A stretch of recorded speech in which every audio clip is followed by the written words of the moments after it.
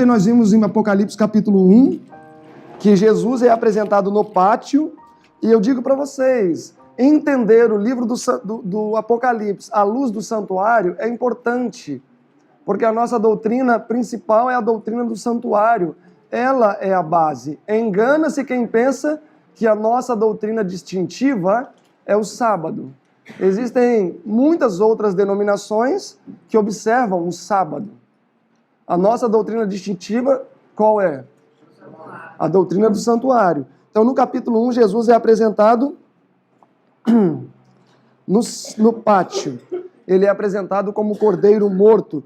No capítulo 2, nós vimos ontem a estrutura, a igreja de Éfeso, que teve o seu período de vigência do ano 31 até o ano 100, que teve o período de vigência dessa igreja. E, na verdade, a irmã White, em Atos dos Apóstolos, na página 585, ela diz assim: o período das 7 igrejas, com seus respectivos nomes, representam a igreja de Deus em 7 diferentes etapas. Então, a cada igreja aqui no Apocalipse representa um período da igreja de Deus. A igreja de Éfeso, o ano 100 ao ano 300, o ano 31 ao ano 100. Período da igreja apostólica. A igreja apostólica é a que lá no ano 538 se tornaria o homem do papado. Então quando a igreja católica diz que eles foram a antiga igreja fundada pelo próprio Cristo, na verdade isso é verdade. Eventos finais, na página 210, a irmã White fala que a igreja primitiva, a igreja apostólica, corrompeu-se, tornando-se então o homem do pecado, o papado. Então, avançando um pouco mais agora para a segunda igreja, a igreja de Esmirna, nós vamos ver que a igreja de Éfeso aceitou a repreensão. Ela aceitou a repreensão, Davi. Porque nós vemos uma mudança de fase. Tenho, porém, contra ti que deixaste o primeiro amor, 2:4. Lembra-te, pois, de onde caíste. Lembra-te, pois, de onde caíste. E volte às primeiras obras. Meus irmãos, existe uma coisa que milita contra a vida espiritual de qualquer pessoa, que se chama tempo. O tempo, ele pode curar feridas, ao passo que também pode ocasioná-la, pode abrir. Gamaliel, quando fez o seu discurso para persuadir os judeus a não perseguirem os discípulos, qual recurso ele utilizou? O tempo. Dê-lhe tempo. Se a obra for de Deus, prospera. Se a obra não for de Deus, cairá. O tempo é um vilão, ao passo que pode ser também um aliado. Então nós temos que tomar cuidado para não permitir que o passar dos anos abata a nossa fé. Quando temos um encontro com Cristo, não é difícil termos aquele calor no coração quando lemos as Escrituras. Não é difícil ter aquela emoção ao abordar uma pessoa na rua e falar: olha, você já ouviu falar de Jesus? Mas vai se passando o tempo e toda esta energia vai se esvaindo, tal qual água entre os nossos dedos. Então, o que aconteceu com Éfeso foi isso. Mas veio a promessa: se vocês voltarem ao primeiro amor, vocês vão comer da árvore da vida. E o período de Esmirna, nós sabemos que é uma segunda fase da igreja, o ano 100 a 323, ou 313, ou ainda alguns colocam o ano 303. 313, o que aconteceu de importante? A pseudo-conversão de Constantino. 303, o período que Diocleciano perseguiu a igreja durante 10 anos, de 303 a 313.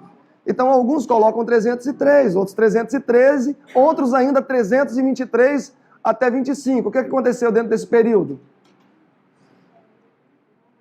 Períodos em que Constantino estabeleceu adoração a domingo, período em que o cristianismo começou a dar as mãos mais fortemente ao paganismo, etc. Apocalipse 2, verso 8. Então, a partir do verso 8, nós estamos no período de Esmirna. Esmirna é mirra. Mirra era uma planta odorífera. Era uma planta que era utilizada para se extrair o sumo e pegar, então, aquele aroma para ser perfume, etc. Nesse período, a igreja foi esmagada. Nesse período, a igreja foi destroçada pelo Império Romano, por causa de tantas acusações que os cristãos sofreram por parte dos judeus, conseguiu-se incitar o ódio dos romanos contra os cristãos. E nesse período, os cristãos eram mortos aos montes. E aí veio a promessa que eles deveriam ser fiéis até a morte. Quanto mais estes homens eram perseguidos, nesse período de Esmirna, 100 a 303, 13, por ali, mais eles se demonstravam fiéis. Tanto que a pena inspirada registrou que o sangue do mártir é como semente. Quanto mais mata, mais surgem. E até me recordo que o comentarista do livro de Apocalipse, Araceli de Mello, ele comentou um homem antigo, né, da década de 50, e ele relata uma história que, certa vez, foi separado 7 cristãos para serem mortos, e eles foram levados até o rio. A sentença deles, naquele período gelado, é que eles deveriam adentrar a água até a cintura, nus, e ali eles iriam permanecer até morrerem de frio, que não seria difícil na região que era gelada. E aí os soldados romanos se acamparam às margens daquele lago, e os 7 cristãos, então, despiram-se e adentraram na água. E aí o comandante daquela brigada falou: olha, aquele que quiser desistir, é só vir, renuncia a sua fé, pode pegar as suas roupas e está livre. E quando já à noite urdia o frio, um daqueles cristãos desistiu da fé. Ele foi até esse comandante, renunciou a sua fé, então ele pegou as suas roupas e avançou. E no mesmo instante, esse mesmo comandante começou a despir-se. E aí perguntaram: o que você vai fazer? Aí ele respondeu: viemos para matar 7 cristãos, e 7 cristãos serão mortos. Ele despiu a sua roupa, foi e tomou o lugar daquele cristão que tivera abandonado. Enquanto esses homens estavam a congelar, eles estavam cantando.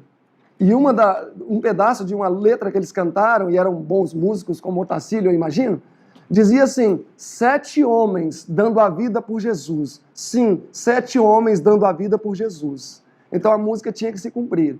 E o 7º ocupou o lugar do desertor. Então o sangue de mártir é como semente. Quando você vê um ato de fidelidade, isso nos incita a ter ousadia também. Isso nos incita a levantar pela verdade. E o Império Romano percebeu: não adianta, se a gente continuar matando esse povo, daqui a pouco todo o Império vai ser cristão. E aí, irmão White diz, no Grande Conflito, desde as páginas 40 a 60, todos os comentários que eu vou tecer aqui estão dentro desses capítulos, dessas páginas,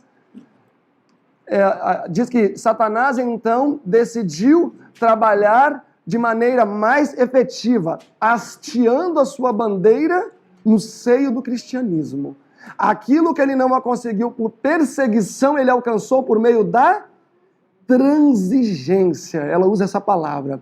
Foram feitas concessões. O cristianismo abriu mão de alguns elementos singulares de sua doutrina e o paganismo abriu mão de alguns elementos singulares de sua doutrina, de maneira que puderam, então, estarem unidos. E agora Satanás alcançou êxito. A igreja poderosa, Esmirna, uma igreja que quanto mais era esmagada, melhor odor exalava, agora se transformou na igreja de Pérgamo, elevada, apostasia, o início do declínio da igreja apostólica. Aquela igreja que quanto mais maltratada, melhor aroma exalava, agora, segundo o verso 13 está: conheça as tuas obras, igreja de Pérgamo, e onde habitas, que é onde está o trono de Satanás. A parte final do verso diz: o qual foi morto entre vós, onde habitas, onde está Satanás. A igreja agora passou a habitar no trono de Satanás. O Império Romano estava tornando o cristianismo a religião oficial do Estado. Durante o período da igreja de Pérgamo, era totalmente impopular ser um cristão. Agora, com o imperador sendo cristão, se tornou algo popular. Ser cristão era popular. Os templos dedicados a deuses agora eram utilizados por cristãos para a sua adoração. E estava na moda, me permita usar esse termo, ser cristão. E a bandeira de Satanás foi hasteada no centro do cristianismo. E a igreja saiu de Esmirna para Pérgamo, onde habita Satanás. Meus irmãos, a transigência e a perseguição são dois elementos presentes em todas as incursões de Satanás contra o povo de Deus. Daniel 1, primeiro ele usou a perseguição. Ele foi até Jerusalém, sitiou, destruiu, matou. Fez o que fez. Quando ele chega em Babilônia, ele faz o que com os jovens agora? Eles deveriam comer à mesa do rei. Deveriam comer a comida do rei. Perseguição e transigência. Quando ele não alcança os seus objetivos até o ponto em que ele quer atingir pela perseguição, ele entra então com algo pior do que a perseguição, que é a transigência. Se eu coloco uma placa ali, não se aproxime, um desfiladeiro logo após a porta, ninguém vai se aproximar.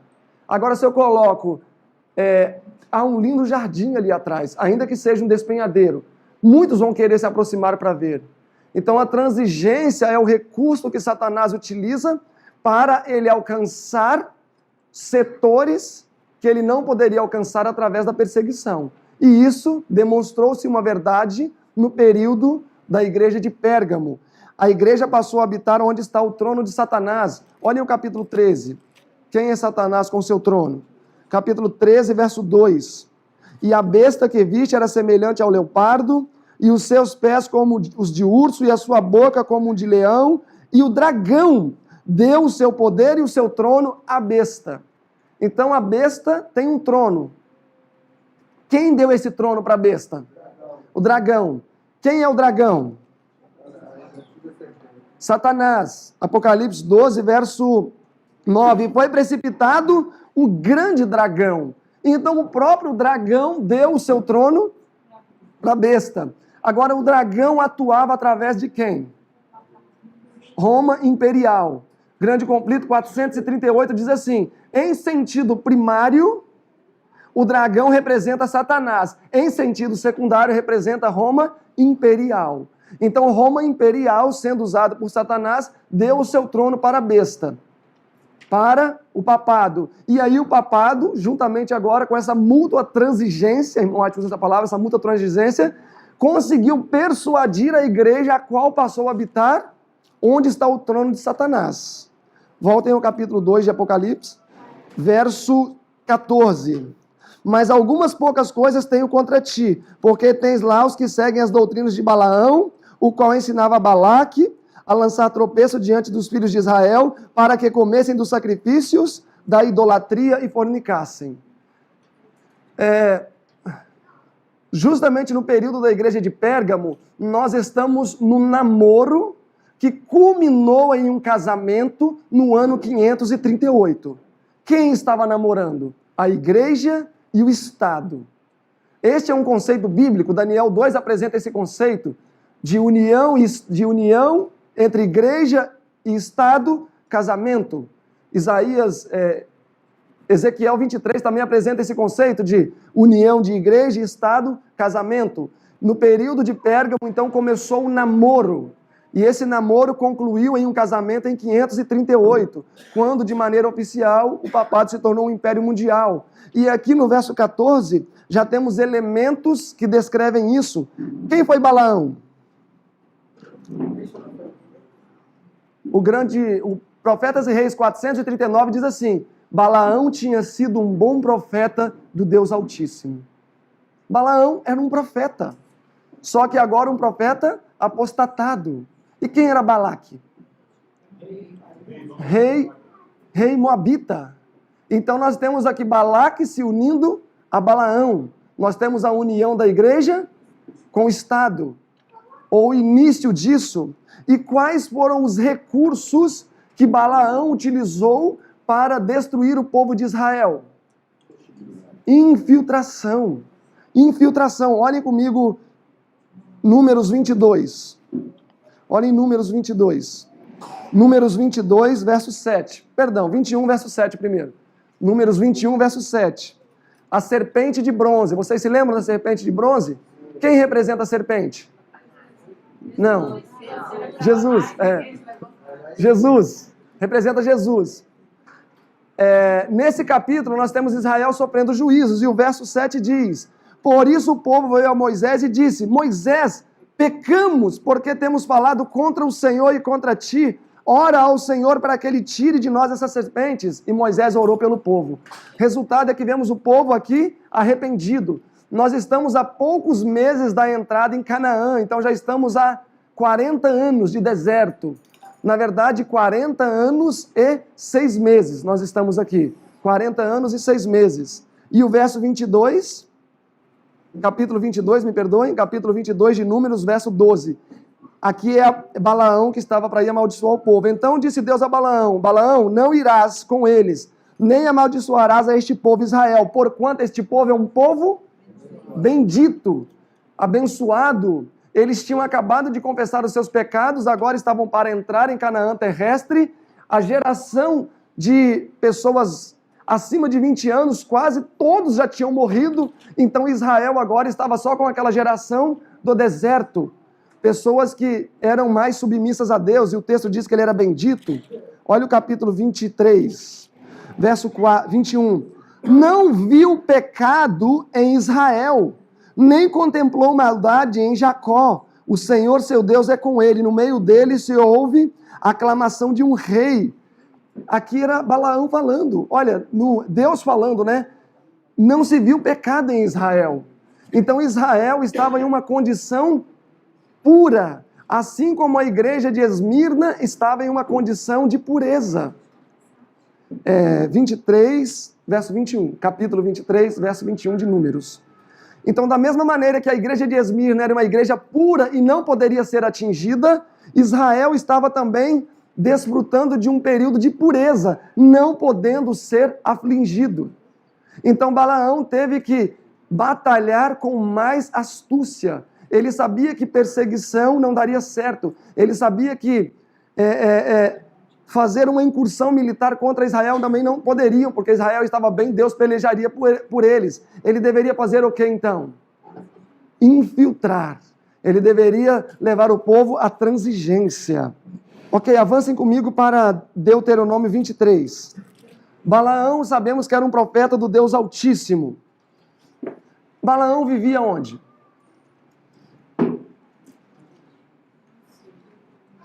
Deuteronômio 23, verso 4. Porquanto não saíram com pão e nem com água para receber os filhos, para receber no caminho quando saís do Egito, e porquanto alugaram contra ti a Balaão, filho de Beor, de Petor, da Mesopotâmia. Balaão era de onde? Mas um outro nome mais atualizado. Babilônia. Babilônia. Atos 7, 2 e 3 diz: saíste da Mesopotâmia, aí o verso 3, da terra dos caldeus, Abraão. Então, Mesopotâmia, Babilônia. Então, de onde Balaão vinha? De Babilônia. As doutrinas que ele iria utilizar para infiltrar em Israel seriam de onde? De Babilônia, doutrinas babilônicas. Ok? Vamos avançar. Vamos avançar para Números, então. Números 31. Números 31, versículo 15. Moisés disse-lhes: deixastes viver todas as mulheres? Verso 16. Eis que estas mulheres foram as que, por conselho de Balaão, deram ocasião aos filhos de Israel de transgredir contra o Senhor no caso de Peor. Por isso houve aquela praga entre o povo. Então Balaão fez o quê? Infiltrou mulheres. Infiltrou mulheres. Ele sabia que só existiria uma maneira dele atingir Israel. Qual seria essa maneira?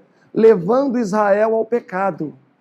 Se ele levasse Israel ao pecado, Israel então estaria desguarnecido, estaria exposto, seria uma presa fácil para os ataques de Satanás. Meus irmãos, por que cessou a perseguição hoje? Por que a irmã Ati que cessou a perseguição? ela diz assim, a igreja se conformou com o mundo.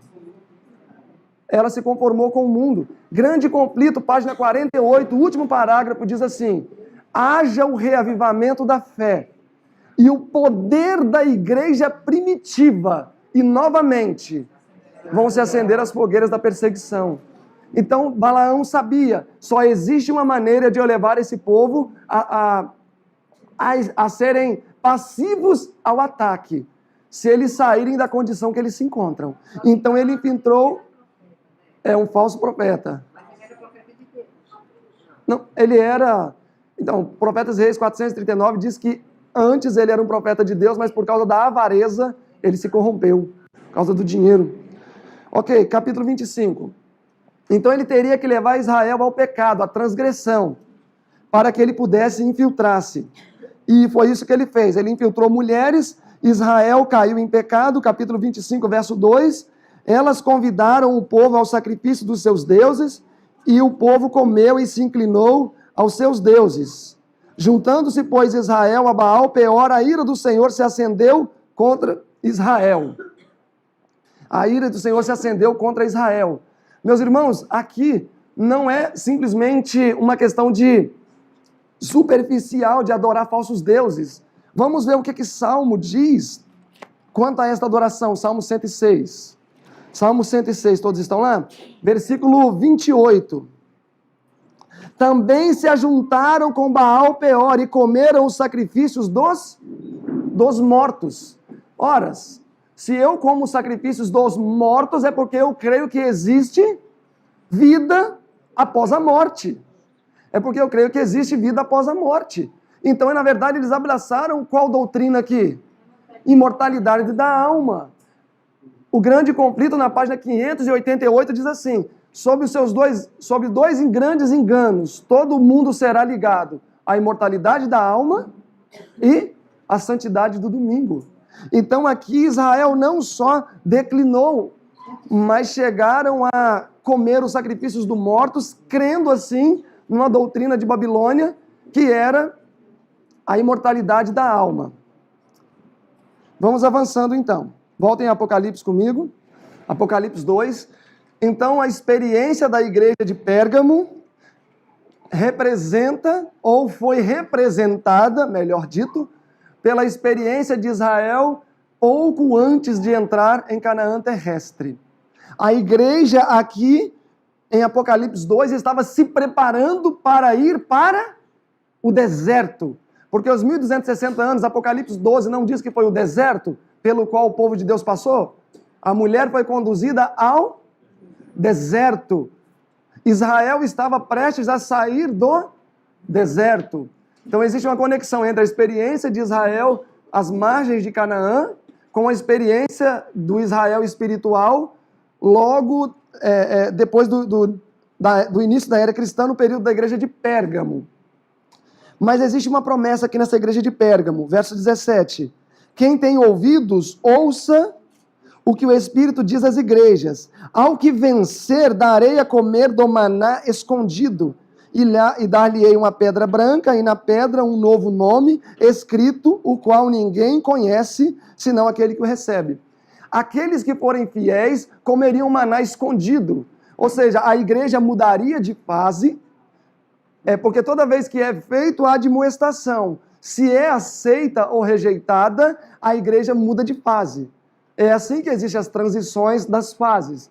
A igreja voltou ao primeiro amor, então foi para Esmirna. A igreja transigiu, foi para Pérgamo. A igreja em Pérgamo, se fosse fiel, teria maná escondido. Quando? Durante os 1260 anos, na fase seguinte, Tiatira. Então, quando olhamos o verso 17, esta promessa viria a se cumprir no período em que a igreja estivesse no deserto. E a igreja foi para o deserto no ano 538. Capítulo 12 de Apocalipse diz isso, em 2 lugares. Que a mulher foi levada para o deserto e ali foi alimentada por um tempo, tempos metade de um tempo, 1260 anos, 1260 dias, ou ainda 42 meses. Se aceita a repreensão, muda a fase para melhor. Se não aceita, muda a fase para pior, que é o que aconteceu com a igreja de Pérgamo, que ela se tornou agora o papado. Capítulo 2, versículo 17, então a igreja comeria o maná escondido. Olhem comigo aqui, Maná escondido. A igreja comeria maná escondido. A igreja comeria maná escondido. Israel no deserto comeu maná? Atos 7:38 diz assim: e ele foi o que esteve com a igreja no deserto por 40 anos. Então a Bíblia chama Israel de a igreja no deserto, a congregação no deserto. Deuteronômio 8, verso 2, 3 e 4 também vai falar que Deus sustentou Israel no deserto com maná. Então a igreja agora estava para ir para o deserto, onde também teria o maná, mas com uma diferença: esse maná seria escondido. O que seria maná escondido? Circunstâncias desfavoráveis. Circunstâncias desfavoráveis. Deixem aí, olhem capítulo 12 comigo. Apocalipse 12, verso 6. E a mulher fugiu para o deserto, onde já tinha lugar preparado por Deus, para que ali ela fosse alimentada por 1260 dias ou 3 anos e meio. Verso 14. E foram dadas asas de águia à mulher, e ela fugiu para o deserto, onde foi sustentada por um tempo, tempos e metade de um tempo. A mulher foi para o deserto. A igreja lá em Apocalipse 2, Pérgamo, os fiéis estão prestes a ir para o deserto. Deserto, uma situação circunstancial desfavorável. Nós temos esse mesmo quadro também pintado no Antigo Testamento. Olhem comigo 1 Reis, capítulo 17. 1 Reis, capítulo 17. Aqui nós estamos falando sobre a história de Elias, o tisbita. Nós também estamos falando em um período em que a igreja estaria unida ao Estado, poder civil e poder religioso juntos. Só para contestar isso, comprovar, olhem o capítulo 21 de 1 Reis. 1 Reis 21. 1 Reis 21, versículo 20, diz assim: e disse Acabe a Elias: já me achastes, ó inimigo meu? E Elias respondeu a Acabe e disse: achei-te, porquanto você, Acabe, já se vendeu para fazer o que é mal aos olhos de Deus. O Estado tinha se vendido. Verso 25. Porém, ninguém fora como Acabe, que se vendeu para fazer o que era mal aos olhos do Senhor, porque sua esposa Jezabel o incitava a fazer o mal. E Jezabel, uma profetisa pagã, religião apostatada, unida ao rei de Israel, poder civil, união de igreja e Estado. Qual é o resultado? Apostasia, capítulo 17, verso 1 de 1 Reis. Então Elias, o tisbita dos moradores de Gileade, disse a Acabe: vai, vive o Senhor Deus de Israel, perante cuja face estou nestes anos, que nem orvalho nem chuva haverá, senão segundo a minha palavra. Senão segundo a minha palavra. Nestes anos, quantos anos? Lucas 4, 25 e Tiago 5, 17. 3 anos e 6 meses. Não haveria chuva. Ali, no caso, chuva literal. E a irmã White, comentando essa parte, ela fala assim, que Deus fez isso para conceder tempo a Jezabel, para ela se arrepender. Porque lá na igreja de Tiatira, quem é que está atuando contra a igreja? Lá na igreja de Tiatira? Jezabel. Jezabel está atuando no Apocalipse. A igreja de Tiatira está perseguindo os santos, assim como ela perseguiu aqui no passado. Não haveria chuva. Profeticamente falando, o que seria chuva? Deixem aberto aqui, olhem Deuteronômio 32. Pode ser muitas coisas, mas vamos ver o que seria aqui, que vai se coadunar melhor com a realidade do que aconteceu durante os 1260 anos. Deuteronômio 32, todos estão lá? Versículo 1 diz assim: inclina os teus ouvidos, ó céus, e falarei, e ouça a terra as palavras da minha boca, diz o Senhor. Goteje a minha doutrina como a chuva, destile a minha palavra como o orvalho. Então, o que seria quando a Bíblia fala que o céu se cerraria e não haveria chuva? Não haveria doutrina, a palavra seria manipulada, a palavra de Deus seria velada por um clero que não iria permitir as pessoas terem acesso. Estamos fazendo uma aplicação à história de Elias. Então, durante 3 anos e meio, não houve chuva literal em Israel. Mas isso dentro de uma tipologia seriam uns 3 anos e meio, que seriam 1260 anos, que não haveria doutrina, durante o período de supremacia papal. Olhem comigo Apocalipse 11. Apocalipse 11, verso 2. Vamos para o verso 3 direto. E darei poder às minhas duas testemunhas, e profetizarão por 1260 anos, ou por 3 anos e meio, vestidas de saco, circunstâncias difíceis. Verso 4. Estas são as duas oliveiras e os dois castiçais que estão diante do Deus da terra. Quem seria essas duas oliveiras? O Novo e o Velho Testamento. O Novo e o Velho Testamento. Verso 6. Eles profetizariam por quanto tempo? 3 anos e meio. Estes têm poder para fechar o céu, para não chover nos dias da sua profecia. Então a Bíblia mesmo já fala que também não haveria o quê? Durante 1260 anos? Chuva, que seria não ter a palavra, a profecia, o mesmo que aconteceu nos dias de Elias. Voltem a Elias comigo agora. 1 Reis 17. 1 Reis 17, todos estão lá? Então não haveria então um período de 3 anos e meio sem doutrina, tanto nos 1260 anos quanto nos dias de Elias. Capítulo 17, verso 8. Então veio a ele a palavra do Senhor dizendo, 1 Reis 17, verso 9, levanta, Elias, e vai para Sarepta, que é de Sidom, e habita ali, e eis que eu darei ordem a uma mulher viúva para que te sustente.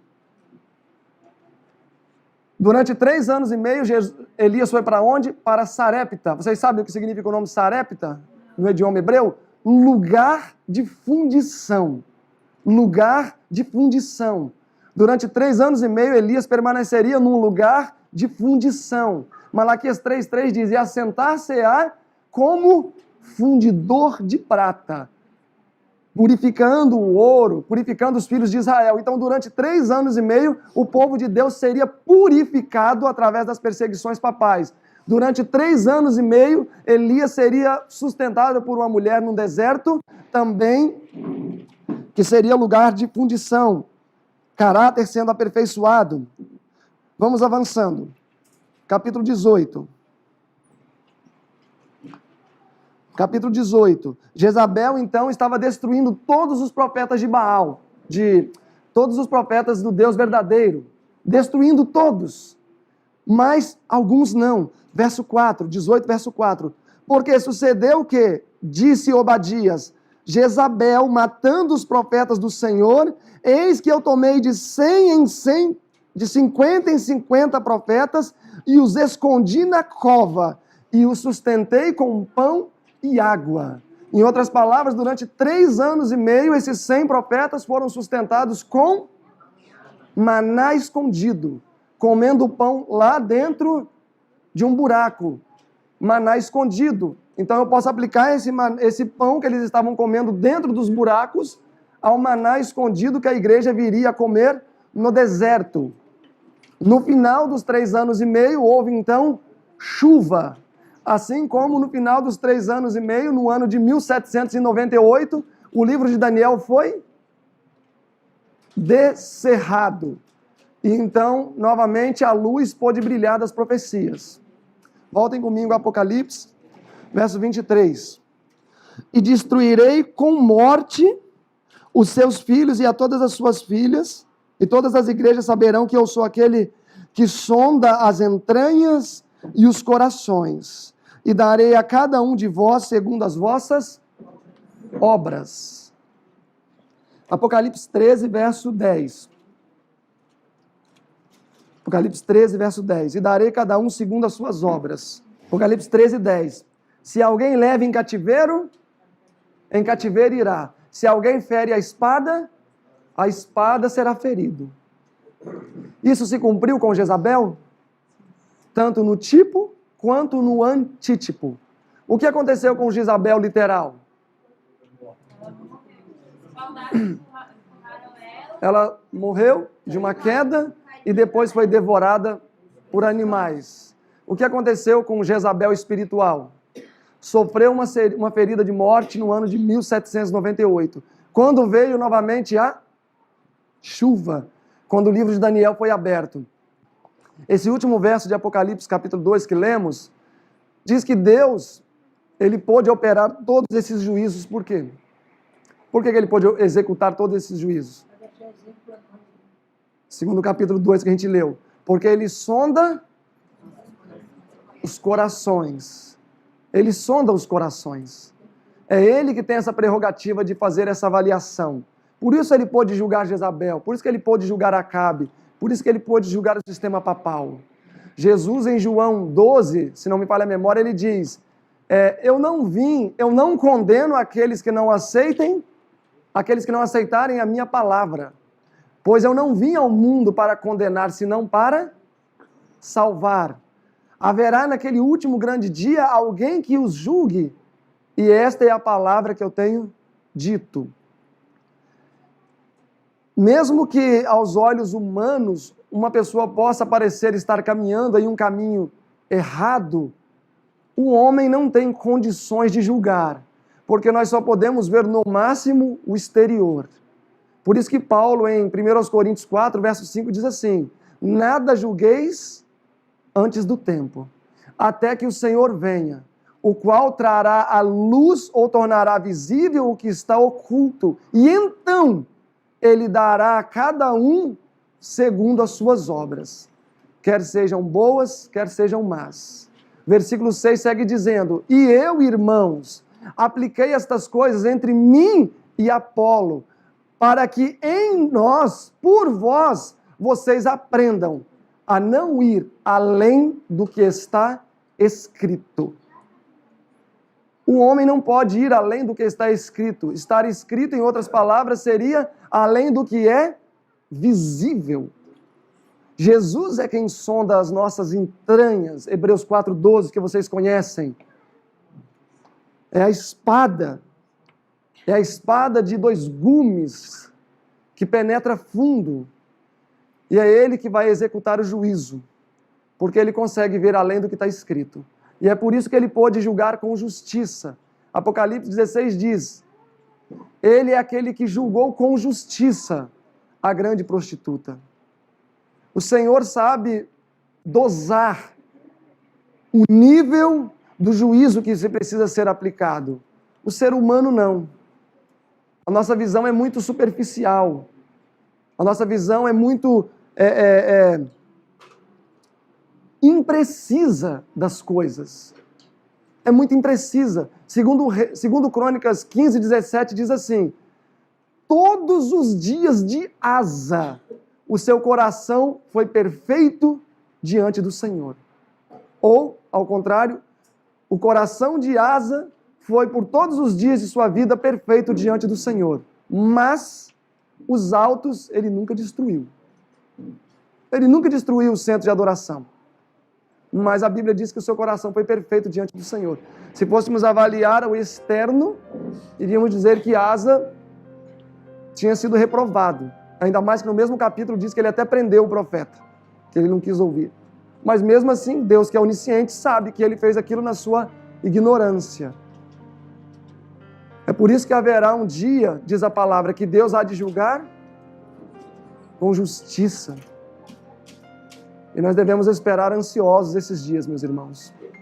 Nós vamos avançar agora na próxima oportunidade, porque já passamos do nosso tempo, nessa mesma linha de raciocínio, agora indo para o Santíssimo. Né? Nós avaliamos a igreja de Pérgamo e vamos agora depois para o Santíssimo para a gente concluir essa parte de Apocalipse.